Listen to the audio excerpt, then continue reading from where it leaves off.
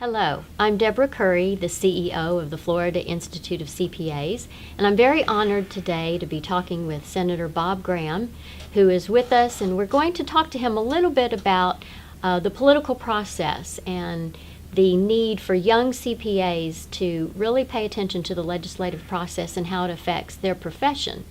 And I would like to note that Senator Graham served for 7 years on the board of the American Institute of CPAs. So a great spokesman for our profession and understands the need for us to be very involved.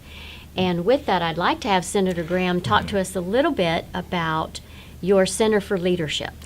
The center, which is called the Bob Graham Center for Public Service, is devoted to citizenship, encouraging people to acquire the skills that will allow them to be effective citizens, whether that means in actual civic or public leadership positions, or as a citizen who's called upon by their profession to assist in trying to educate and influence the legislature on matters that are important to the profession. Those are the objectives. One of our beliefs is that being a citizen in the United States is neither a spectator position. You don't fulfill your citizenship obligations by sitting in the stands. You've got to get down on the field and actually be engaged. And that citizenship is not for a small elite.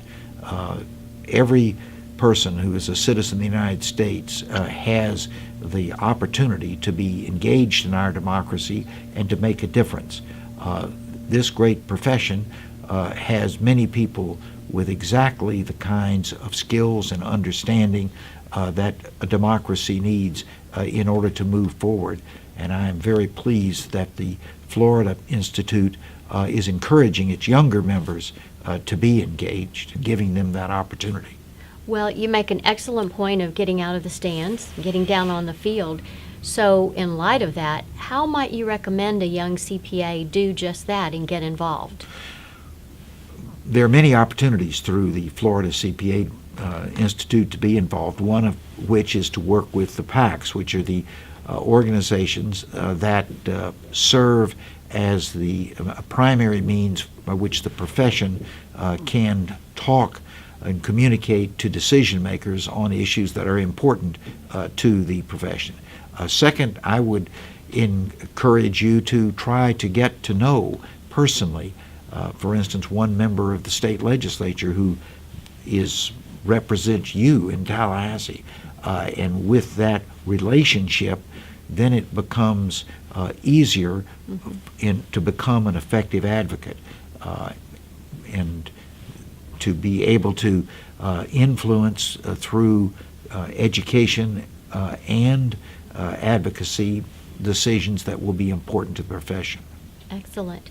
Is there any one particular item that might stick out in your years of service on the AICPA board that was related to advocacy or a political action that you thought was specifically important to the profession? Well, there are many issues.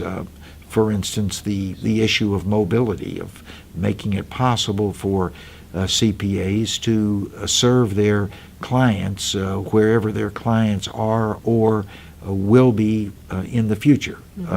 That's been a contentious issue, and I believe the profession has taken a very forward-leaning position on that, and to be fully realized is going to require the profession to be a consistent advocate.